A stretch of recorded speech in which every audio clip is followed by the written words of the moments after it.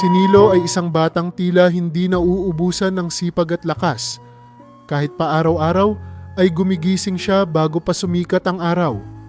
Sa maliit nilang barong-barong na gawa sa pinagtagpi-tagping kahoy at yero, una siyang bumabangon upang tulungan ang kanyang ina na si Aling Minda sa paghahanda ng mga mais na kanilang ilalako. "Anak, ingat ka sa paglalakad mamaya, ha?" sabi ni Aling Minda habang binabalot ang mais sa lumang tela upang panatilihing mainit. Mapapansin sa kanyang boses ang pagod at pangamba, ngunit laging may kasamang pagmamahal ang bawat salita. "Opo, Nay. Uubusin ko po lahat to para makabili kayo ng gamot," sagot ni Nilo habang bitbit ang kanyang basket na puno ng inihaw na mais. Makikita sa kanyang mga mata ang determinasyon. Kahit na ang bigat ng basket ay halos hilahin pababa ang kanyang balikat. Habang naglalakad si Nilo patungo sa plaza, sasalubungin siya ng mga batang kaedad niya na naglalaro lamang sa tabi ng kalsada. "Nilo, tara dito. Maglaro tayo," tawag ng isa. Ngunit ngingitian lang sila ni Nilo at sasagot, "Bukas na lang. Kailangan kong magtinda." Sa murang edad, naiintindihan na ni Nilo na ang bawat oras ay mahalaga. Sa bawat pagtawid niya ng kalsada, sa bawat sigaw niya ng "Bili na po kayo ng mais, mainit pa, matamis," ay nadadagdagan ang pag-asa niyang maiuwi ang sapat na kita para sa kanyang pamilya. Sa plaza, madalas siyang pumuwesto malapit sa malaking puno, kung saan maraming tao ang dumadaan. Ilan sa kanila ay bibili, karamihan ay hindi. Ngunit hindi nawawalan ng sigla ang kanyang boses. "Bili po kayo, 3.10 lang." Minsan, may mababait na bumibili at nagbibigay pa ng barya bilang tip. "Ang sipag mo naman, iho. Ilang taon ka na ba?" tanong ng isang matandang babae. 12 po, pero magtatatlong taon na po akong naglalako," sagot ni Nilo na may ngiti sa labi. "Bilib ako sa'yo, ha? Tuloy mo lang yan," sabi ng matanda bago lumakad palayo. Ang mga ganitong simpleng papuri ang nagbibigay kay Nilo ng kaunting init sa kanyang puso. Isang paalala na kahit papaano, may nakaka-appreciate sa kanyang ginagawa. Kapag tanghali na at ang init ng araw ay nagsisimulang magluto sa kalsada, si Nilo ay maghahanap ng silong para makapagpahinga. Uupo siya sa tabi ng tindahan. Minsan ay may dala pang malamig na tubig na iniabot ni Mang Kaloy, ang matandang tindero ng palamig. "Ikaw talaga, Nilo. Di ka ba napapagod?" tanong ni Mang Kaloy na tila tuwing tanghali ay nakikita siyang pawisan at matiyagang naglalako. "Sanay na po, Mang Kaloy. Basta po kumita, okay lang," sagot ni Nilo habang tumutungga ng tubig. Pagkatapos ng maikling pahinga, babalik siya sa kanyang pagtitinda hanggang sa halos maubos ang kanyang paninda. At kapag sapat na ang kanyang kita, magtutungo na siya pauwi. Bitbit ang bakanting basket at ang kaunting baryang pinagpaguran niya buong araw. Ang daan pauwi ni Nilo ay laging tahimik. Mas gusto niyang dumaan sa ilog na nasa dulo ng bayan kaysa sa mas mahabang kalsada. Para sa kanya, ang ilog ay parang isang lugar ng pahinga. Doon ay walang maingay na mga tao, walang nanlilibak sa kanilang kahirapan, at higit sa lahat, mas mabilis siyang makakauwi. Ang ilog na iyon, sa kabila ng mga kwento ng kababalaghan, ay tila nagiging kasama na niya sa araw-araw. Ang tunog ng agos ng tubig ay nagiging musika sa kanyang pagod na katawan. Sa gilid nito, madalas niyang kinukuskos ang kanyang mga paa sa malamig na tubig upang mabawasan ang hapdi mula sa paglalakad ng maghapon. "Parang wala naman pong multo dito, Mang Kaloy." Minsan niyang bulong sa sarili, na tila pinipilit linlangin ang kanyang takot. Ngunit sa kabila ng kanyang pagiging matapang, hindi niya maipaliwanag kung bakit minsan ay parang may nakatingin sa kanya mula sa ilalim ng tubig. Minsan, may naririnig siyang mahinang bulong na hindi niya maintindihan, pero iniiwasan niyang isipin ito. Pagdating sa kanilang bahay, ibibigay niya ang kanyang kinita kay Mang Celso. "Ito po, Tay," sabi ni Aling Lagring, "bibili siya ulit bukas ng 3 mais." Pagmamalaking sabi ni Nilo. Mabuti anak, salamat sa tiyaga mo. Sagot ng kanyang tatay habang tinitingnan ang mga bariyang kanyang naiuuwi. Tuwing gabi, bago siya matulog, palaging iniisip ni Nilo ang kanyang simpleng pangarap, ang makapagpundar ng mas magandang buhay para sa kanyang pamilya. Ngunit ang bawat araw na kanyang pinagdadaanan ay paulit-ulit lamang. Paggising ng maaga, paglalako ng mais, at pagdaan sa ilog pauwi. Hindi pa niya alam na ang ilog na iyon, na tila isang tahimik na saksi sa kanyang pagsusumikap, ay may tinatagong lihim na magpapabago sa kanilang buhay. Isang bagay na hindi niya kailanman inakala. Si Nilo at ang kanyang pamilya ay nakatira sa isang maliit na barong-barong sa gilid ng bundok, malapit sa dulo ng bayan. Ang kanilang tahanan ay gawa sa pinagtagpi-tagping yero, kahoy, at lumang tolda na pinulot ng kanyang ama sa mga construction site noon. Sa loob nito, makikita ang simpleng kabuhayan. Isang lumang kalan na ginagamit ni Aling Minda sa pagluluto. Ilang pirasong gamit na kanilang naipon sa paglipas ng panahon. At isang maliit na papag na nagsisilbing higaan nilang tatlo. Ang kanyang ama na si Mang Celso ay dating karpintero. Isa sa pinakamagagaling noong kanyang kabataan. Kwento ng mga matatanda sa bayan, si Mang Celso ay kinukuha pa noon ng mga mayayamang pamilya upang gumawa ng mga muebles at bahay. Ngunit nagbago ang lahat nang siya ay maaksidente sa trabaho. Bumagsak ang mabigat na kahoy sa kanyang tuhod, dahilan para hindi na siya makapagtrabaho ng maayos. Simula noon, naging limitado ang kanyang pagkilos at unti-unting bumagsak ang kanilang kabuhayan. Hindi ko ginusto to, Minda. Laging nasasabi ni Mang Celso tuwing napapansin niyang nagkakandara pa ang kanyang asawa sa paglalaba ng mga damit ng mga kapitbahay. Malungkot man, patuloy niyang hinahasa ang ilang gamit pang karpintero sa pag-asang balang araw ay makakabalik pa siya sa dati. Samantala, si Aling Minda naman ay isang tahimik ngunit matiyagang babae. Dati siyang nagtratrabaho bilang kasambahay sa bayan, ngunit napilitang huminto ng mga anak kay Nilo. Dahil sa kahirapan, napilitan siyang maghanap buhay sa pamamagitan ng paglalaba. Umaga pa lang, makikita na si Aling Minda sa likod ng kanilang barong-barong, nakaluhod sa tabi ng malaking batya at nagkukuskos ng mga damit. Malapit nang matapos, Minda? Tanong ni Mang Celso sa kanyang asawa habang nakaupo sa tabi. Hawak-hawak ang lumang gamit na hindi na halos niya magamit. Oo, tatapusin ko lang itong kay Aling Taba. Sagot naman ni Aling Minda, pawisan at pagod na pagod. Halos wala silang kinikita sa isang araw, ngunit kahit kaunti, ipinagpapasalamat nila ang bawat barya. Sa lahat ng ito, si Nilo ang tila pinakamaliwanag na bahagi ng kanilang tahanan. Siya ang laging nagbibigay ng sigla at pag-asa sa kanilang pamilya. Minsan, habang nagkakape si Mang Celso sa labas, tumingin siya kay Nilo na nag-aayos ng kanyang basket ng mais. Pasensya ka na anak, ha? Dapat kasi ako ang nagtatrabaho para sa inyo. Ngumingiti lamang si Nilo at sinasabing, huwag po kayong mag-alala tay. Balang araw po, magkakaroon tayo ng tindahan. Ako ang bahala sa inyo. Ang mga salitang ito ang nagbibigay ng lakas kay Mang Celso at Aling Minda. Ngunit ang katotohanan ay hindi biro ang kanilang kalagayan. Kulang na kulang ang kita upang mairaos ang araw-araw nilang pangangailangan. Minsan, isang beses lang sila kumakain sa isang araw. At madalas ay ang kanin na may kaunting asin o tuyo lang ang laman ng kanilang hapag. Hindi pwedeng walang ulam ang anak ko, bulong ni Aling Minda isang gabi habang iniaabot ang huling pirasong tuyo kay Nilo. Kainin mo na to anak. Busog na po ako, Nay. Sagot naman ni Nilo, kahit ang totoo ay kumakalam ang kanyang sikmura. Ang kanilang pamilya ay nagmula rin sa hirap.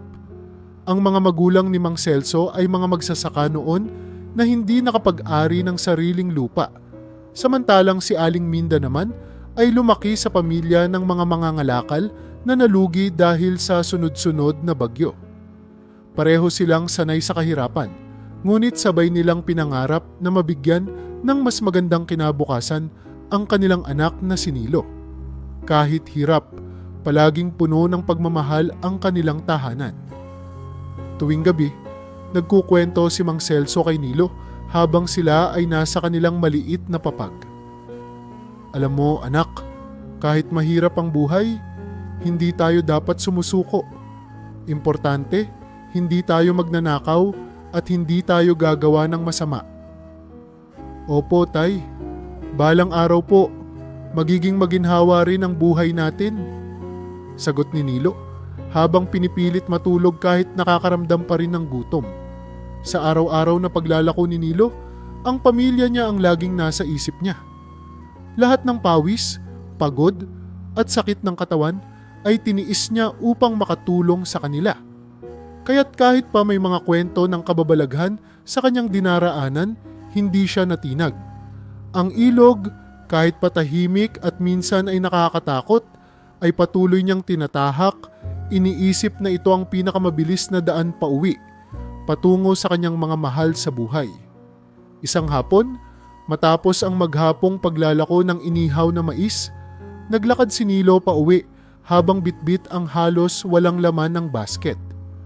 Bagamat pagod na ang kanyang mga paa at mabigat ang katawan, masaya siyang paakyat sa daan na palaging dinaraanan patungo sa ilog. Doon, sa tabi ng tubig na mahinang umaagos, palaging nakakaramdam si Nilo ng ginhawa. Sa bawat hiningang kanyang pinakakawalan, para bang nawawala ang pagod niya kahit saglit lang.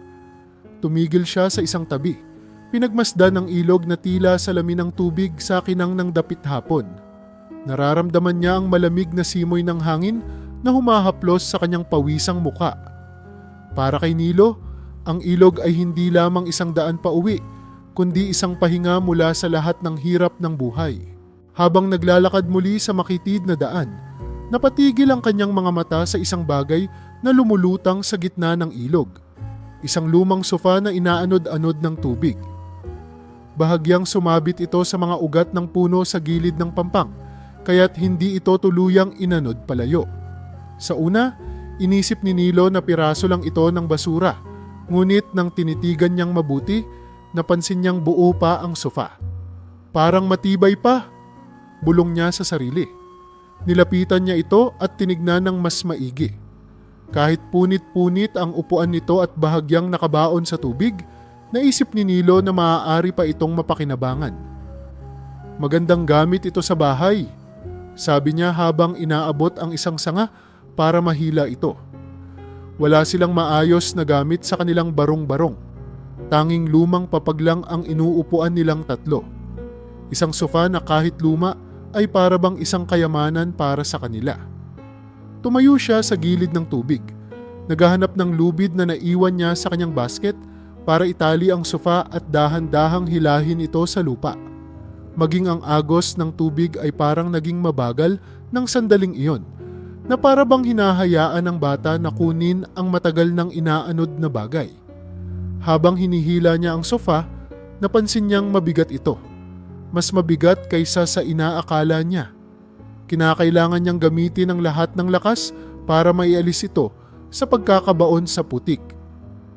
Kaya mo to, Nilo, bulong niya sa sarili habang humihila ng humihila. Tumutulo ang pawis sa kanyang noo at napupuno ng putik ang kanyang mga binti. Makalipas ang ilang minuto, nagawa rin niyang maiahon ang sofa sa pampang. Humihingal man, hindi maipinta ang saya sa kanyang muka habang pinagmamasdan ang kanyang nakuha. Sa isip niya, matutuwa ang kanyang tatay at nanay. May mauupuan na sila, di na sila laging sa papag. Sabi niya, pilit na tinatabunan ang nararamdaman niyang kaba habang tinititigan ang sofa. Sa kabila ng itsurang sira at luma, may kung anong kakaiba sa hitsura nito. Para bang may lihim na nakatago sa ilalim ng mga punit na tela. Hindi niya naisip pang tanungin kung paano ito napunta sa ilog. Sa kanyang isip, ito ay isang regalo ng pagkakataon. Isang bagay na kailangan nila at bigla na lang sumulpot sa gitna ng kanyang paboritong daan. Matapos makapagpahinga ng kaunti, Nagsimula siyang itulak at hatakin ang sofa pauwi sa kanilang bahay. Mabigat ito at halos dumikit sa lupa, ngunit hindi siya sumuko. Sa bawat hakbang, iniisip niya ang ngiti ng kanyang mga magulang kapag makita ang dala niyang bagong gamit. Wala siyang kamalay-malay na ang lumang sofa na kanyang iniuuwi ay may dalang lihim na hindi niya kailanman inakala. Isang bagay na hindi dapat muling makita. At isang misteryong matagal nang nakakubli sa tahimik na ilog na kanyang dinaraanan araw-araw. Pagdating ni Nilo sa kanilang bahay, halos maubos na ang kanyang lakas sa paghatak ng mabigat na sofa. Ngunit ang ngiti sa kanyang muka ay hindi maitatanggi. Kasabay ng pagpasok niya sa kanilang bakuran ay ang malakas na tawag niya sa kanyang mga magulang. "Nay, tay, tignan niyo po." Sigaw niya habang hinihila ang lumang sofa patungo sa kanilang maliit na harapan. Mula sa loob ng bahay ay lumabas si Aling Minda. Bitbit ang isang piraso ng basahan na ginagamit sa pagpunas ng sahig. Pagkakita niya sa dinala ng kanyang anak, bumukas ang kanyang bibig sa gulat. "Nilo, ano yan? Sofa?" Tanong niya, hindi makapaniwala sa nakikita. Agad siyang lumapit upang masuri ang dala ng kanyang anak. Kasunod niya ay lumabas din si Mang Celso, na hawak ang kanyang lumang tungkod. Nang makita ang sofa, tumigil siya sandali na tila hindi makapaniwala. Napatingin siya kay Nilo at saka sa luma, ngunit malambot na upuan na nasa harapan nila. "Diyos ko, Nilo, saan mo nakuha to?" Tanong ni Mang Celso na halos mapangiti sa saya. "Inahon ko po sa ilog, tay. Matibay pa naman po yung sofa kaya naisip ko, baka magamit natin." Paliwanag ni Nilo, pawisan at hinihingal pero puno ng pagmamalaki. Lumapit si Mang Celso at dahan-dahang naupo sa sofa. Nang lumubog ang kanyang katawan sa malambot nitong upuan, hindi niya napigilan ang mapangiti. "Aba, Minda, malambot nga," sabi niya habang hinihimas ang gilid ng sofa na kahit sira-sira ay mukhang matibay pa rin. "Sa wakas, hindi na kahoy ang inuupuan natin." Dagdag ni Aling Minda, naupo rin sa tabi ng kanyang asawa. Damang-dama niya ang lambot ng upuan, malayo sa matigas na kahoy na kanilang ginagamit sa araw-araw. "Parang kay tagal ko nang hindi nakaranas ng ganitong upo." Tumayo si Nilo sa harap nila. Hawak pa ang basahan na ginamit niya para punasan ang sofa bago niya ito ipinasok sa kanilang bakuran. "Magagamit na po natin yan sa gabi, Tay-Nay. Mas makakapagpahinga po kayo ng maayos," sabi ni Nilo na puno ng tuwa at pagod. Hindi maiwasan ni Aling Minda ang mapaluha habang tinitingnan ang kanyang anak. Lumapit siya kay Nilo at hinaplos ang pawisang mukha nito. "Salamat, anak. Ang sipag-sipag mo talaga." Tumikim si Mang Celso, pinipigilang maiyak at tinapik ang sofa. "Ito ang sinasabi ko sa inyo. Kahit mahirap ang buhay, nakakahanap at nakakagawa ng paraan. Tama ka, anak, magagamit natin ito ng matagal." Sa simpleng tagpong iyon, napuno ng saya at ginhawa ang kanilang tahanan. Ang dating walang laman na sulok ng kanilang barong-barong ay nagkaroon ng bagong gamit kahit luma at sira-sira. Para sa kanila, ito ay isang biyaya, isang bagay na tila nagbigay ng kaunting pag-asa sa gitna ng kanilang kahirapan. Kinaumagahan, maagang nagising si Nilo at ang kanyang mga magulang upang linisin ang lumang sofa. Kahit puno ito ng putik, amoy ilog at punit-punit ang tela, masaya silang tatlo dahil sa wakas ay mayroon na silang maayos na mauupuan. "Anak, kunin mo yung balde at sabon sa loob. Lulubugan natin ito para matanggal yung dumi," sabi ni Aling Minda habang pinupunasan ang ibabaw ng sofa. "Opo, Nay," sagot ni Nilo. Mabilis na pumasok sa kanilang barong-barong. Samantala, si Mang Celso naman ay dahan-dahang hinihila ang natastas na bahagi ng tela sa likuran ng sofa. "Mukhang kailangan nating tahiin to, Minda. Marami ng butas." Sinipat-sipat niya ang ilalim nito. Sinusuri kung matibay pa ang mga balangkas ng kahoy. Habang inaangat niya ang isang bahagi, biglang may tumunog na kalansing, parang may bumagsak o gumalaw mula sa loob. "Ano yun, Tay?" Tanong ni Nilo na kalalabas lamang, bitbit ang balde ng tubig. "Parang may nahulog sa ilalim," sagot ni Mang Celso, bahagyang nagtataka. Agad siyang tumayo ng marahan, kinuha ang kutsilyong gamit niya sa pag-aayos ng kahoy at sinimulang buksan ang natastas na bahagi ng sofa. "Celso, baka ahas yan o kung ano." Bulalas ni Aling Minda na biglang napaatras, hawak-hawak ang basahan sa kanyang kamay. "Wala to, tignan ko lang." Dahan-dahang sagot ni Mang Celso. Maingat niyang sinungkit ang punit na bahagi ng upholstery hanggang sa tuluyan itong bumuka. Sa ilalim ng tela, may isang kahong kahoy na tila matagal nang nakatago. Nagtaka si Mang Celso. Anong ginagawa ng kahon dito? Mabilis na inilapag ni Mang Celso ang kahon sa sahig. Tumayo si Nilo, sabik na makita kung ano ang laman nito. "Baka po may pera o gamit na iniwan dyan, Tay," sabi ni Nilo, halos kumikislap ang mga mata sa pag-asa. Nang buksan ni Mang Celso ang kahon, sabay-sabay silang tatlo na napanganga sa kanilang nakita. Isang manika ang nasa loob, gawa sa porselana, pero may basag ang mukha nito sa isang gilid. Ang mga mata nito ay kulay asul, matalim ang tingin, at tila sinusundan ang bawat galaw nila. Ang buhok ng manika ay kulay itim, magulo, at marumi, na parabang napaglipasan na ng panahon. Nakasuot ito ng puting damit na bahagyang may mantsa at kupas na ang tela. "Diyos ko," bulong ni Aling Minda, napapalayo na tila may kakaibang takot na naramdaman. Si Nilo naman ay nanatiling nakatingin sa manika, unti-unting nakakaramdam ng kakaibang kilabot sa tuwing natititigan niya ang mga mata nito. Parang totoo ang mata nito, Nay," bulong niya, halos hindi makagalaw. "Celso, itapon mo yan," sabi ni Aling Minda na nanginginig ang boses. "Nakakatakot. Bakit may ganyang bagay sa loob ng sofa?" Si Mang Celso ay matagal ding natigilan, pero pilit na kumalma.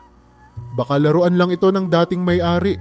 Nilagay lang siguro dito at nakalimutan na." "Pero bakit ganun ang itsura, Tay?" tanong ni Nilo, hindi pa rin tinatanggal ang tingin sa manika. Kahit hindi niya maipaliwanag, parang may anino ng lungkot at galit ang itsura nito. Inilapag ni Mang Celso ang manika sa tabi ng bahay, malayo sa sofa. "Huwag niyo nang pansinin yan. Linisin na lang natin ang sofa.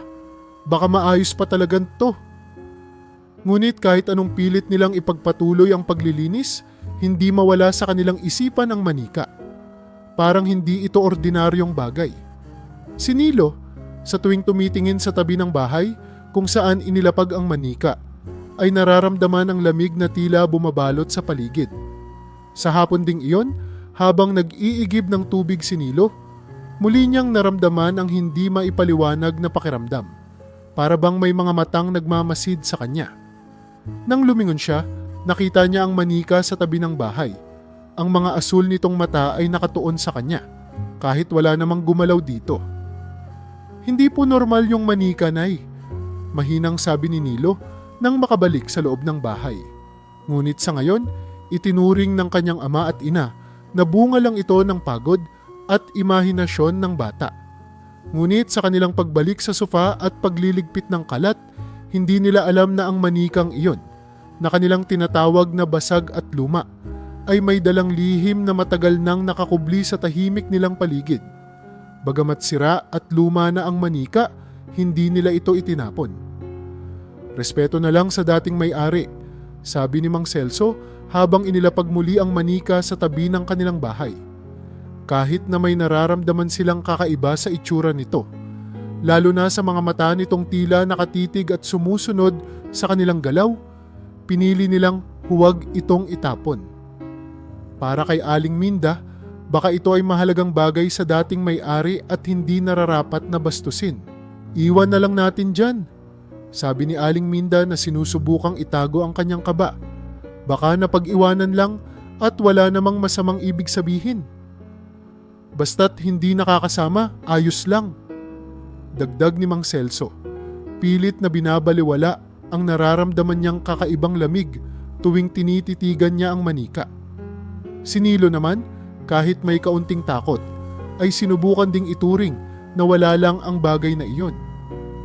Kinagabihan, habang nakaupo sila sa bagong linis na sofa at nagkakasiyahan, naisip ni Nilo na ibahagi ang kanyang kwento sa kanilang matandang kapitbahay na si Lolo Pedro, isang kilalang tagapagsalaysay ng mga alamat at kwento sa kanilang lugar. Kinabukasan, maagang tumakbo si Nilo sa bahay ni Lolo Pedro na matatagpuan sa dulo ng kanilang maliit na komunidad. Ang bahay ng matanda ay gawa rin sa kahoy at yero, ngunit pinalilibutan ito ng mga halamang inaalagaan niya. Doon palaging nakaupo si Lolo Pedro sa kanyang lumang duyan, may hawak na tungkod at paipe habang tinatanaw ang malayo. "Magandang umaga po, Lolo Pedro," bati ni Nilo, hinihingal pa mula sa pagtakbo. "O Nilo, anong ginagawa mo rito ng maaga?" tanong ni Lolo Pedro na bahagyang ngumiti. "Nakapagbenta ka na ba ng mais mo?" "Hindi pa po, Lolo. Gusto ko lang pong ikwento sa inyo yung nakuha kong sofa sa ilog," sagot ni Nilo, naupo sa maliit na bangkito sa harapan ng matanda. "Sofa sa ilog?"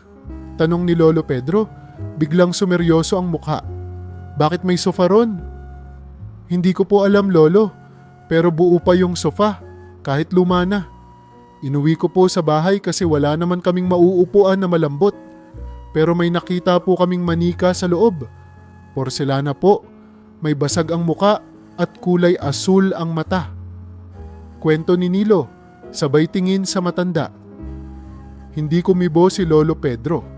Ang kanyang mga mata na kanina ay kalmado, ay tila nagbago.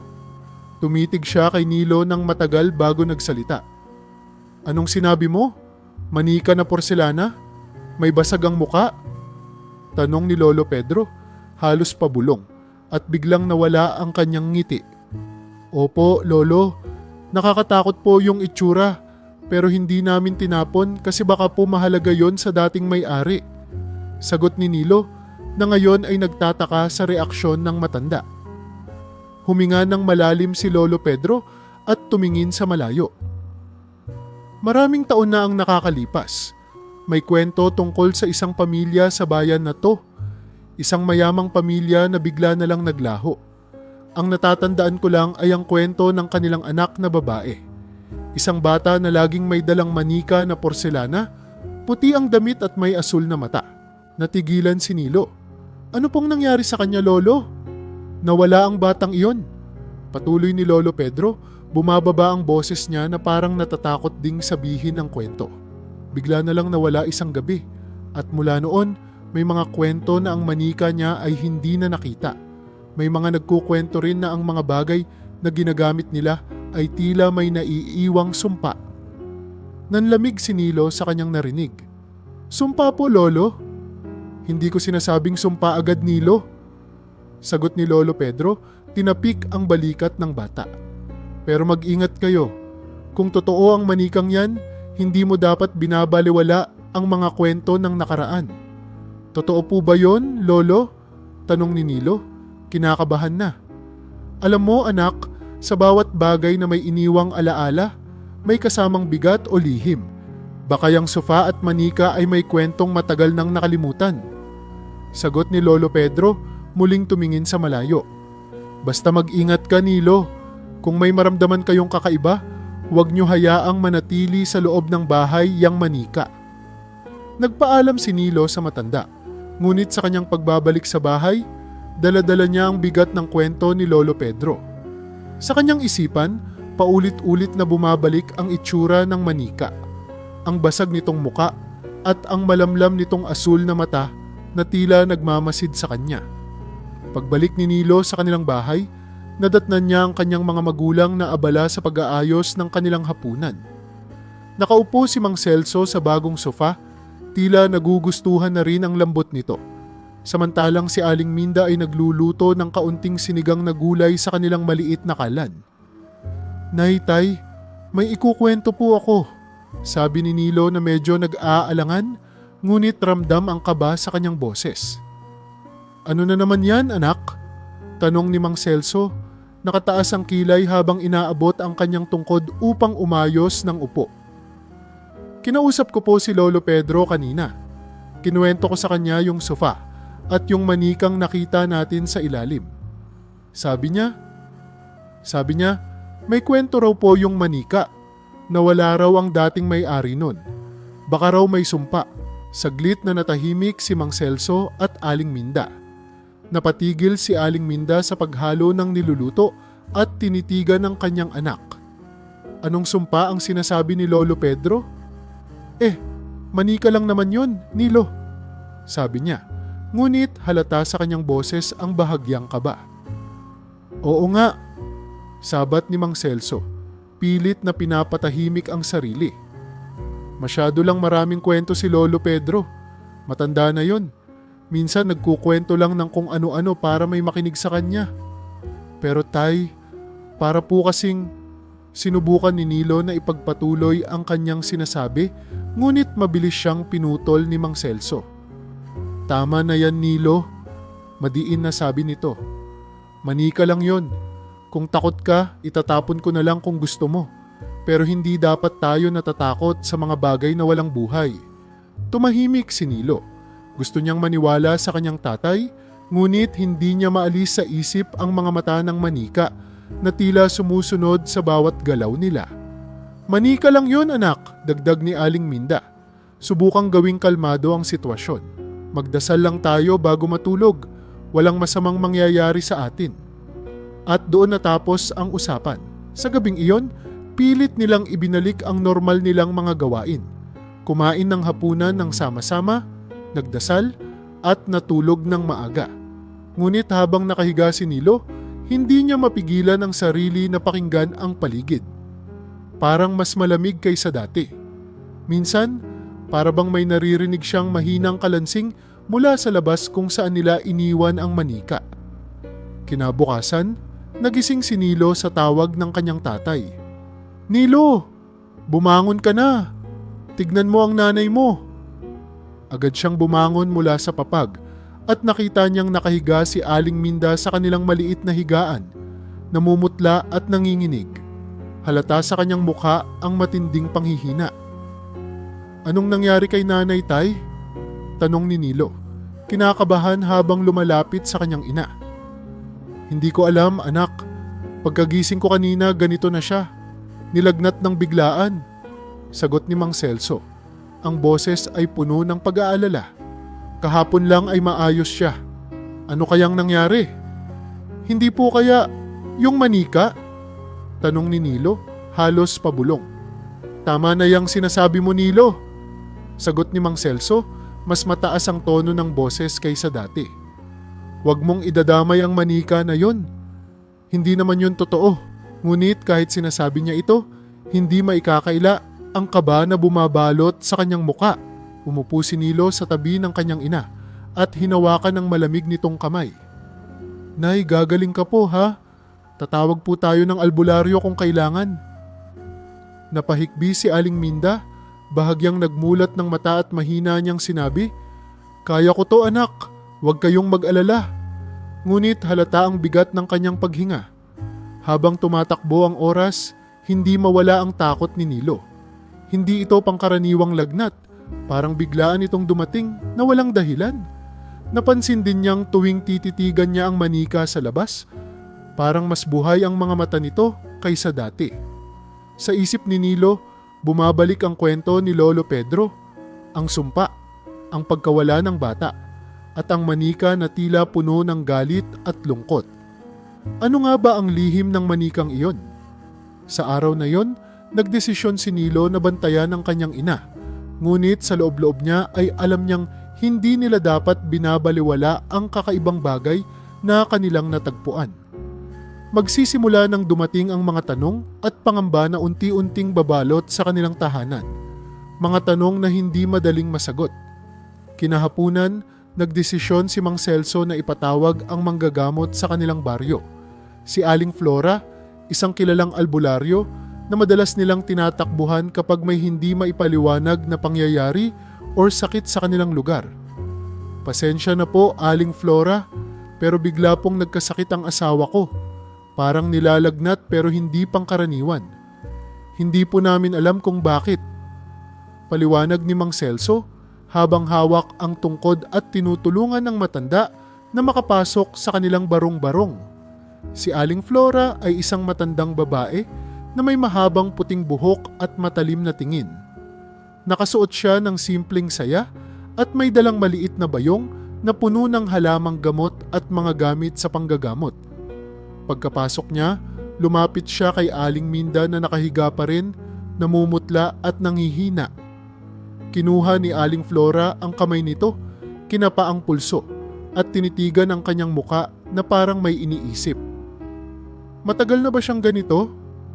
Tanong ni Aling Flora. Malamlam ang boses. Kagabi lang po, Aling Flora. Bigla na lang po siyang nilagnat. Sagot ni Mang Celso, halatang nag-aalala. Nakatayo naman sa gilid si Nilo. Tahimik ngunit hindi mapakali. Sandaling umikot ang tingin ni Aling Flora sa loob ng bahay. Waring may hinahanap. Napansin niya ang lumang sofa sa tabi ng dingding at ang manika na inilapag sa labas. Nakapwesto sa gilid ng bahay, ngunit kitang-kita mula sa kanilang maliit na bintana. Biglang nanlaki ang mga mata ni Aling Flora at para bang may bumalik na alaala sa kanyang isipan. Tumayo siya, lumapit sa bintana at tinitigan ang manika. Napatakip siya ng bibig, waring nangilabot. Saan niyo nakuha ang manikang ito? Tanong ni Aling Flora. Ang boses niya ay nanginginig. Nagkatinginan si Mang Celso at Nilo. Galing po sa ilog, Aling Flora. Sagot ni Nilo. Nasa ilalim po siya ng lumang sofa na nakuha ko. Huminga ng malalim si Aling Flora at dahan-dahang umiling. Nasa ilalim ng sofa. Diyos ko, kaya pala, ano pong ibig niyong sabihin, Aling Flora? Tanong ni Mang Celso, nakakunot ang noo. Lumapit si Aling Flora kay Mang Celso at Aling Minda. Ang sakit na dinaramdam ng asawa mo ay hindi pangkaraniwang lagnat. Ito ay dala ng isang nakakubling sumpa na nanggaling sa manika na yan. Nanlaki ang mata ni Nilo at Mang Celso. Sumpa? Paano po? Tahimik na tumitig si Aling Flora sa manika habang nagsasalaysay. Maraming taon na ang nakakalipas. Ang manikang yan ay pagmamay-ari ng isang batang babae na anak ng mayamang pamilya. Mahal na mahal niya ang manikang ito. Ngunit nangyari ang trahedya. Nawala ang bata sa hindi maipaliwanag na dahilan.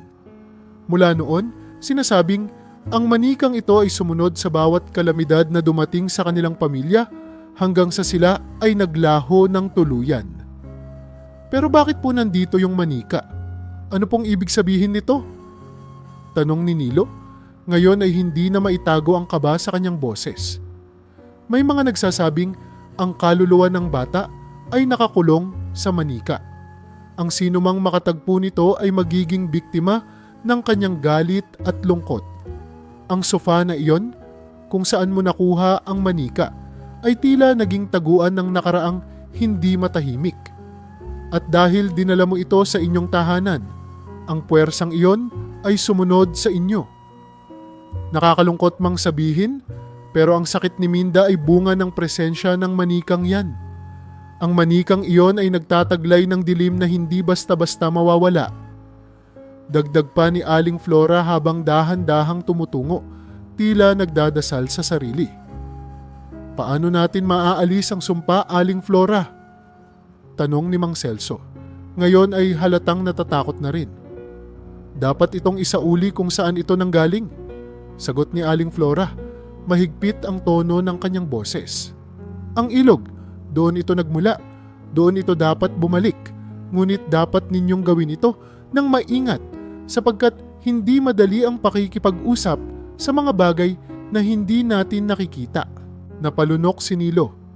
Tinitigan niya ang manika na tila mas buhay na ngayon sa ilalim ng sikat ng araw. Ramdam niya ang lamig na dumadaloy sa kanyang katawan habang unti-unting bumabalik sa kanyang isip ang mga kwento ni Lolo Pedro at ang mga bulong na nararamdaman niya noon pa man sa ilog. Huwag kayong mag-alala, sabi ni Aling Flora habang inilabas ang kanyang mga gamit mula sa bayong. Ngayon pa lang ay magsisimula na akong gawin ang ritual para mapahupa ang lagnat ni Minda. Ngunit tandaan nyo, huwag nyong hayaang manatili dito ang manika. Isauli nyo ito bago mahuli ang lahat. Habang naghahanda si Aling Flora, si Nilo naman ay hindi mapakali. Ang manika na nakatingin sa kanila mula sa labas ay tila may hawak na lihim na pilit nitong isinisigaw. Sa isip ni Nilo, isang bagay lang ang malinaw. Kailangan niyang isauli ang manika sa ilog, anumang mangyari. Kahit na natatakot at nababalisa si Nilo sa kwento ni Aling Flora, hindi niya maialis sa kanyang isipan ang batang babae na may-ari ng manika. Sa bawat banggit ng salitang sumpa at galit, ang naisip ni Nilo ay hindi ang panganib, kundi ang lungkot at kawalang katarungan na tila bumabalot sa kwento ng bata. Noong una po ay mahal na mahal niya ang manikang yon. Paulit-ulit na bumabalik kay Nilo ang sinabi ni Aling Flora. Bakit kaya siya nawala? Ano kaya ang nangyari sa kanya? Tanong niya sa sarili habang nakaupo sa tabi ng bahay. Pinagmamasdan ang manika mula sa malayo. Kinagabihan, nang matulog na ang kanyang mga magulang, dahan-dahan siyang bumangon at kinuha ang maliit na lampara sa tabi ng kanilang papag. Huminga siya ng malalim bago lumapit sa manikang nakaupo sa tabi ng dingding. Sa ilalim ng malamlam na liwanag, lalo niyang napansin ang detalye ng manika. Ang basag nitong muka, ang asul nitong mata na tila nagtataglay ng kwento, at ang damit nitong marumi ngunit tila gawa sa dating mamahaling tela. Bakit ka nandito? Mahinang bulong ni Nilo, tila nakikipag-usap sa manika. Pero syempre, wala siyang nakuhang sagot. Ngunit sa kanyang kalooban, naramdaman niyang may kailangang matuklasan. Isang bagay na hindi natapos noong panahong iyon. Kinabukasan, maagang nagpunta si Nilo kay Lolo Pedro. Sa kanyang isipan, kung may nakakaalam ng buong kwento ng kanilang baryo, walang iba kundi ang matanda. Pagdating niya sa bahay nito, nadatnan niyang nakaupo si Lolo Pedro sa kanyang duyan, palaging nagbabantay ng mga dumadaan sa kalsada. Lolo, pwede po ba kayong magkwento ulit tungkol sa batang may-ari ng manika? Tanong ni Nilo, puno ng kaseryosohan. Nagbuntong hininga si Lolo Pedro, tila hindi nagulat sa tanong ng bata. Bakit mo gustong malaman, Nilo? Hindi ba sapat ang sinabi ni Flora kahapon? Hindi po, Lolo, sagot ni Nilo. Parang hindi tama na matakot lang kami sa manika na yon. Gusto ko pong malaman ang nangyari. Baka naman may dahilan kung bakit hindi matahimik ang batang may-ari nito. Napatingin ng matagal si Lolo Pedro sa bata. Sa wakas, nagsalita rin siya. Sige anak, makinig ka. Matagal na ang kwentong ito. Marahil wala nang ibang natatandaan kung hindi ako. Maraming taon na ang nakakalipas. Sa panahon ng kaguluhan at digmaan, may isang pamilyang mayaman na nanirahan sa dulo ng bayan. Ang kanilang anak na babae, si Rosita, ay mabait, masunurin, at may malambing na personalidad. Ang manikang porselana na sinasabi mo ay regalo sa kanya ng kanyang yumaong ina. Mahal na mahal niya ang laruan na iyon at palagi niya itong kasama kahit saan siya magpunta. Ngunit nang dumating ang mga mapang-abusong sundalo sa ating lugar, nagbago ang lahat. Maraming pamilya ang nawalan ng ari-arian at maging ang mga mahihirap ay kinuha ang lahat ng kanilang pag-aari. Ang pamilya ni Rosita ay hindi naging ligtas. Ayon sa kwento, isang gabi, ang mga magulang ni Rosita ay tinangkang tumakas upang iligtas ang kanilang sarili. Ngunit iniwan nila si Rosita sa kanilang mansyon, kasama ang kanyang manika. Marahil dahil sa pagmamadali o takot, nalimutan nilang isama ang bata. Doon, naiwan si Rosita sa dilim, umiiyak at naghihintay sa pagbalik ng kanyang mga magulang. Ngunit hindi na sila bumalik. Kinabukasan, natagpuan siya ng mga kapitbahay sa tabi ng ilog. Yakap-yakap ang kanyang manika. Walang nakakaalam kung paano siya napunta roon o kung anong nangyari sa kanya. Pero mula noon, kumalat ang mga kwento na ang kanyang kaluluwa ay hindi na matahimik. Sinisisi siya ng ilan sa kanyang sariling galit at lungkot na lumipat sa manikang iniwan sa kanya. Nanlamig si Nilo habang pinapakinggan ang kwento. Hindi po ba nila tinulungan si Rosita, Lolo? Tanong niya, ramdam ang awa sa bata. Walang nakakaalam, Nilo. Ang mga taong nakakita sa kanya ay tila natakot din. Sa paglipas ng panahon, nawala ang kanilang mansyon at pati ang kwento ng pamilya ay unti-unting nalimot. Ang manika lamang ang naiwan, dala ang lahat ng kalungkutan ni Rosita. Hindi po siya masamang bata. Siguro po, gusto lang niyang maalala. Mahina at malungkot na bulong ni Nilo. Tumango si Lolo Pedro. Baka nga anak, pero tandaan mo, ang mga bagay na may galit at lungkot ay hindi basta-basta nawawala. Kung gusto mo siyang tulungan, dapat maibalik ang manika sa ilog, doon kung saan siya huling nakita. Pag-uwi ni Nilo sa kanilang bahay, lalo siyang nakaramdam ng awa para sa batang si Rosita. Naisip niya na kung siya ang nasa sitwasyon ng bata, maiwan ng mag-isa, mawalan ng pamilya, at malimutan ng lahat, baka kaganito rin ang kanyang maramdaman. Tinitigan niyang muli ang manika sa tabi ng kanilang bahay. Babalik kita sa ilog, mahina niyang bulong, at ipapangako kong hindi ka na mag-iisa. Sa kanyang murang edad, buo na ang desisyon ni Nilo. Hindi siya nagdala ng galit o takot sa manika kundi awa at pag-unawa. Ngunit hindi niya alam na ang pagbabalik nito sa ilog ay hindi magiging madali at mas marami pang lihim ang mabubunyag. Simula noong marinig ni Nilo ang kwento ni Lolo Pedro tungkol kay Rosita, hindi na siya mapakali. Tuwing makikita niya ang manika, nararamdaman niya ang isang bagay na hindi maipaliwanag. Hindi takot, kundi awa. Sa bawat araw na lumilipas, para bang palapit ng palapit sa kanya ang presensya ng batang babae. Isang gabi, habang mahimbing na natutulog sina Mang Celso at Aling Minda, hindi makatulog si Nilo. Nakahiga siya sa kanilang maliit na papag, nakabalot ng manipis na kumot, ngunit hindi mawala sa isip niya ang manika. Pumikit siya at sinubukang ipahinga ang kanyang isip, ngunit nang sa wakas ay makatulog siya, isang panaginip ang bumungad sa kanya. Isang panaginip na tila tunay. Sa panaginip, nakita ni Nilo ang sarili niyang nakatayo sa tabi ng ilog, kung saan niya unang nakita ang sofa. Tahimik ang paligid, malamig ang simoy ng hangin, at madilim ang kalangitan. Sa kalagitnaan ng ilog, isang batang babae ang nakatayo. Siya ay nakasuot ng puting damit na kupas. May mahabang itim na buhok at bitbit ang manikang porselana. Kahit hindi maaninag ang kanyang muka ng maayos, alam ni Nilo na ito si Rosita. Rosita, ikaw ba yan? Tanong ni Nilo. Nanginginig ang boses. Dahan-dahang tumingin si Rosita sa kanya at sa unang pagkakataon ay nasilayan ni Nilo ang mukha ng bata. Napansin niyang malungkot ang mga mata nito, mapupungay at puno ng pangungulila. Nilo, mahinang sabi ng bata. Ang tinig nito ay tila boses na nagmumula sa malayo, puno ng pighati. Anong gusto mong gawin ko? Tanong ni Nilo, ramdam ang awa sa bata.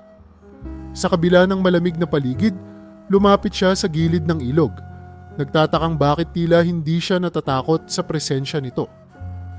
Hinawakan ni Rosita ang manika at ang bibig nito ay marahang bumuka. Ibalik mo ako sa kanila.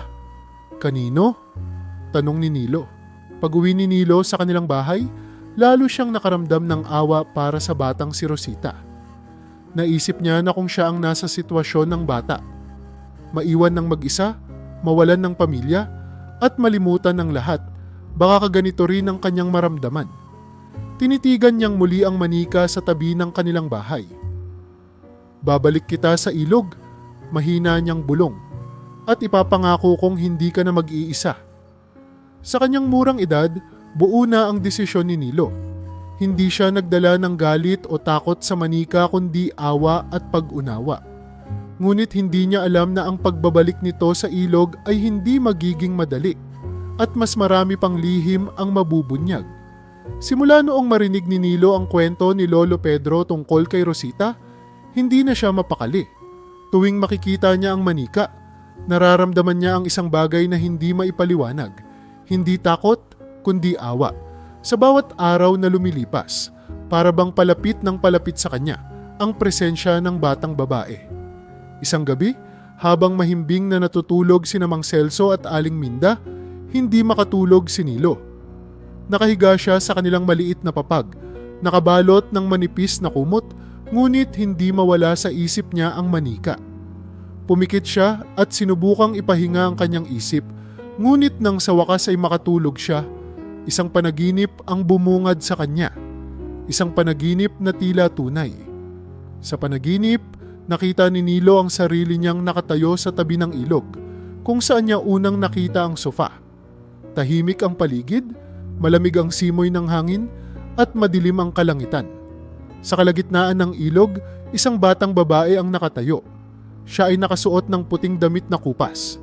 May mahabang itim na buhok at bitbit ang manikang porselana. Kahit hindi maaninag ang kanyang muka ng maayos, alam ni Nilo na ito si Rosita. "Rosita, ikaw ba yan?" tanong ni Nilo. Nanginginig ang boses. Dahan-dahang tumingin si Rosita sa kanya, at sa unang pagkakataon ay nasilayan ni Nilo ang mukha ng bata. Napansin niyang malungkot ang mga mata nito, mapupungay at puno ng pangungulila. "Nilo," mahinang sabi ng bata. Ang tinig nito ay tila boses na nagmumula sa malayo, puno ng pighati. "Anong gusto mong gawin ko?" tanong ni Nilo. Ramdam ang awa sa bata. Sa kabila ng malamig na paligid, lumapit siya sa gilid ng ilog. Nagtatakang bakit tila hindi siya natatakot sa presensya nito. Hinawakan ni Rosita ang manika at ang bibig nito ay marahang bumuka. "Ibalik mo ako sa kanila." "Kanino?" tanong ni Nilo. "Ibalik mo ako sa aking tahanan, kasama ang aking pamilya, doon kung saan nagsimula ang lahat," sagot ni Rosita, habang unti-unting lumalabo ang kanyang anyo. Sa likod ng boses nito, naramdaman ni Nilo ang lungkot na matagal nang hindi napapansin ng mundo, ang pagkawala ng bata at ang pagkaabandona na bumabalot sa kanyang kaluluwa. Biglang bumagsak ang lamig sa paligid at naramdaman ni Nilo ang haplos ng hangin mula sa ilog. Tumunog ang kalansing ng manika at nagising siyang pawis na pawis, nanginginig sa kanyang hinihigan. Tumayo siya at tumingin sa paligid. Tahimik ang kanilang barong-barong, ngunit nang tumingin siya sa manika na nakalagay pa rin sa gilid ng bahay, tila mas matalim ang mga mata nito, parang hinihintay siya. Kinabukasan, habang inaayos ni Nilo ang kanyang mga gamit, hindi niya mapigilan ang isiping bumabalik sa kanya mula sa panaginip. "Ibalik mo ako sa aking tahanan." Paulit-ulit niyang naririnig sa kanyang isip ang boses ni Rosita. Dumiretso siya kay Lolo Pedro upang humingi ng tulong. "Lolo, paano ko po matutulungan si Rosita?" Sabi po niya, ibalik ko raw siya sa kanilang tahanan. Tanong ni Nilo, bitbit ang kaba, ngunit matatag ang kanyang loob. "Tahanan?" Nagtatakang tanong ni Lolo Pedro. "Ibig sabihin ba, alam niya kung saan siya dapat mapunta?" "Opo, hindi po sa ilog. Parang gusto niyang bumalik sa dating bahay nila, kung nasaan ang kanyang pamilya," sagot ni Nilo. Saglit na natahimik si Lolo Pedro, tila nag-iisip ng malalim. "Nilo, matagal nang wala ang bahay na yon, pero alam ko kung saan ito nakatayo dati, sa kabilang dulo ng baryo, malapit sa lumang gubat. Maraming tao ang umiwas sa lugar na yon dahil sinasabing pinagmumultuhan. Ngunit hindi nagdalawang isip si Nilo. Hindi po siya multo, Lolo. Siya po ay isang batang naiwan at nalimutan. Kung ito lang po ang paraan para matahimik siya, gagawin ko." Sa araw na iyon, naghanda si Nilo. Kinuha niya ang manika, binalot ito sa isang puting kumot at nagpaalam sa kanyang mga magulang. "Tay, Nay, pupunta lang po ako sa kabilang baryo para tapusin ang bagay na ito. Hindi po kayo dapat matakot." "Nilo, sigurado ka ba?" tanong ni Mang Celso, halatang nag-aalala. Opo, tay. Alam ko pong ito ang dapat kong gawin. Sagot niya. Sa isip ni Nilo, ang misyon niya ay hindi para sa kanya, kundi para kay Rosita. Isang kaluluwang matagal nang naghahanap ng katarungan at kapayapaan. Bitbit ang manika, tinahak ni Nilo ang daan patungo sa dating tahanan ng pamilya ni Rosita. Sa kanyang paglalakad, hindi niya inalintana ang init ng araw o ang bigat ng manika sa kanyang bisig. Alam niyang ang bawat hakbang ay isang paglapit sa katotohanan at isang paraan upang maibigay kay Rosita ang matagal na niyang hinihintay, kapayapaan at kalayaan mula sa pagkakakulong sa manika. Sa kanyang isipan, isa lamang ang malinaw. Hindi ka na nag-iisa, Rosita. Hindi na kita pababayaan. Puno ng pagpupursigi at malasakit, tinahak ni Nilo ang mahaba at maputik na daan patungo sa dating kinalalagyan ng bahay ng pamilya ni Rosita. Ang araw ay unti-unting lumulubog at ang buong paligid ay nagsisimula ng lumambong sa kalamigan ng dapit hapon. Sa kanyang bisig, hawak niya ang manika na binalot sa puting kumot at sa bawat hakbang ay nararamdaman niya ang bigat hindi lamang ng manika kundi pati ng kwentong dala nito. Isang kwento ng pag-iisa, kawalang katarungan at kalungkutan.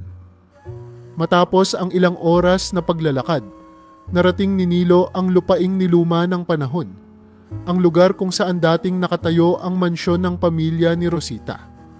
Ang paligid ay tahimik, puno ng matataas na damo at mga puno na tila matagal nang hindi nadadaanan ng tao. Sa gitna ng lahat ng ito ay isang malaking puno na nakatayo pa rin, waring matatag sa paglipas ng mga taon. Ang lilim nito ay tila nagkukubli ng isang bagay na matagal nang nakakalimutan. Dahan-dahang lumapit si Nilo sa puno. Tumigil siya sa harap nito at marahang inilapag ang manika sa ilalim ng lilim. Pinunasan niya ang pawis sa kanyang noo habang tinititigan ang manika. Ang basag nitong muka at ang mga matang tila nakatitig pa rin sa kanya. Ngunit sa pagkakataong ito, hindi na siya natatakot. Rosita, mahinang bulong ni Nilo. Ang kanyang tinig ay puno ng awa at pag-unawa. Nandito na tayo sa bahay mo. Sinabi mo sa panaginip na gusto mong bumalik dito, kasama ang pamilya mo. Ngayon, nandito ka na. Tahimik ang paligid at ang tanging naririnig niya ay ang huni ng mga kuliglig at ang mahinang pag-ugong ng hangin. Tila ang mundo mismo ay huminto upang makinig sa kanyang ginagawa. Hindi mo na kailangang mag-isa. Hindi ka na nakakulong sa manikang yan. Malaya ka na. Dagdag pa ni Nilo, habang marahang inaayos ang pagkakalapag ng manika sa mga tuyong dahon. Biglang umihip ang malamig na hangin na dumampi sa kanyang balat. Napatingin siya sa mga sanga ng puno na dahan-dahang kumakaway na para bang nagsasalita. Kasabay nito, naramdaman niyang parang may anino ng isang batang babae na nakatayo sa tabi niya. Paglingon niya, nakita niya ang imahe ni Rosita. Isang batang nakasuot ng puting damit, payapa ang muka at may mahinang ngiti. Wala na ang lungkot sa kanyang mga mata. Nakita ni Nilo na hawak pa rin ni Rosita ang manika. Ngunit sa pagkakataong ito, parang liwanag na lamang ang bumabalot sa kanya. Salamat, Nilo, mahinang sabi ni Rosita. Ang tinig nito ay parang ihip ng hangin, banayad at puno ng kapayapaan. Hindi na ako nag-iisa. Salamat sa malasakit mo. Ngumiti si Nilo, kahit pa naninikip ang kanyang dibdib sa awa at saya. Paalam na, Rosita. Sana po, matahimik na kayo. Unti-unting lumiwanag ang imahe ni Rosita hanggang sa ito ay tuluyang maglaho, kasabay ng pagbagsak ng mga tuyong dahon mula sa puno. Ang hangin ay tumahimik at ang paligid ay tila bumalik sa normal, payapa, tulad ng nararapat. Tumayo si Nilo at tinitigan ang manika na nakalapag sa lilim ng puno. Ang basag nitong mukha ay tila hindi na ganoon kakilabot. Sa halip, parang naging bahagi na lamang ito ng lupaing iyon. Isang alaala ng batang minsang nagmahal at naiwang nag-iisa. Nang bumalik si Nilo sa kanilang bahay, sinalubong siya ng kanyang ama at ina na noon ay nagsisimula nang gumaling si Aling Minda. "Nilo, anak, saan ka ba galing?" tanong ni Mang Celso, halatang nag-alala. "May tinapos lang po ako, tay," sagot ni Nilo, ngumiti ng payapa. Mula sa araw na iyon, wala nang naramdamang kakaiba sa kanilang bahay. Si Aling Minda ay tuluyang gumaling at ang kanilang pamilya ay unti-unting bumalik sa normal. Hindi na rin muling bumalik ang malamig na pakiramdam na dati nilang nararanasan. Si Nilo, tuwing dumadaan sa ilog, ay laging humihinto at tumitingin sa tubig na tila may binabalikan sa kanyang isipan. Sa kanyang puso, alam niyang ginawa niya ang tama. Ang batang si Rosita ay hindi na nag-iisa. Ang kanyang kaluluwa ay payapa na. At sa ilalim ng lilim ng matandang puno, ang manikang porselana ay nanatiling tahimik na parabang bahagi na lamang ng nakaraan na muling isinara ng isang batang. May pusong puno ng malasakit at pag-unawa. Dumaan ang mga taon at ang batang si Nilo ay unti-unting naging isang matanda. Kulubot na ang kanyang balat at ang dating masiglang bata na naglalako ng mais ay isa ng tahimik na haligi ng kanilang komunidad. Sa kanyang maliit na tahanan na minsan niyang ipinundar mula sa sipag at tiyaga, madalas siyang nakaupo sa lumang bangko. Tanaw ang ilog na tila hindi nagbago sa paglipas ng panahon. Ang kwento ng manika at ng batang si Rosita ay nanatili sa kanyang puso, isang alaala na bumuo sa kanyang pagkatao. Hindi ito isa sa mga bagay na ikinuwento niya ng madalas sa iba, ngunit palagi niyang dinadala ang aral na iniwan nito sa kanya. Ang malasakit sa kapwa kahit sa mga hindi mo naiintindihan, ang pag-unawa sa mga kwentong hindi nakikita ng lahat, at ang pagsusumikap na gawing tama ang isang bagay, kahit mahirap. Isang araw, habang kinakausap siya ng kanyang mga apo na humihiling ng isang kwento mula sa kanyang kabataan, tumingin si Nilo sa malayo, sa direksyon ng ilog at ngumiti ng bahagya. "Apo, may kwento akong ituturo sa inyo." Simula niya, mahina ang boses ngunit puno ng lalim. "Anong kwento po yon, Lolo?" tanong ng isa, habang nagkukumpulan ang mga bata sa paligid niya. "Isang kwento ng batang nagmahal, iniwan, at nakalimutan ng mundo, pero sa huli, natagpuan ang kapayapaan," sagot ni Nilo, habang tila bumabalik sa kanya ang larawan ni Rosita, ang manika at ang ilog na naging bahagi ng kanyang buhay.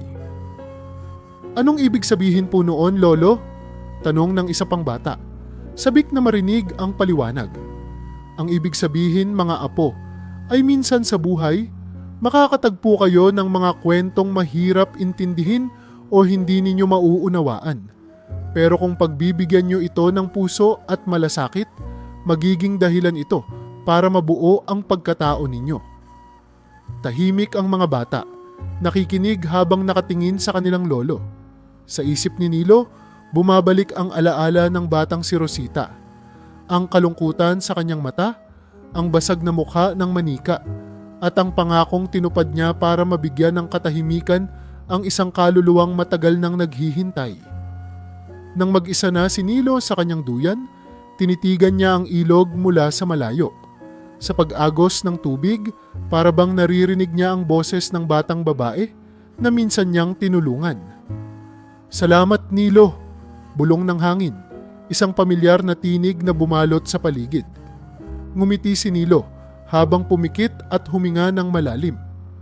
Sa huling mga taon ng kanyang buhay, dala-dala ni Nilo ang kwentong iyon hindi bilang takot kundi bilang pagpapaalala na sa mundong puno ng paglimot at sakit, ang pagmamalasakit at pagtupad sa tama ang tunay na nagbubuo sa puso at kaluluwa ng tao. At sa kanyang huling sandali, kasama ng tunog ng agos ng ilog, natagpuan ni Nilo ang parehong kapayapaang minsan niyang ibinigay kay Rosita.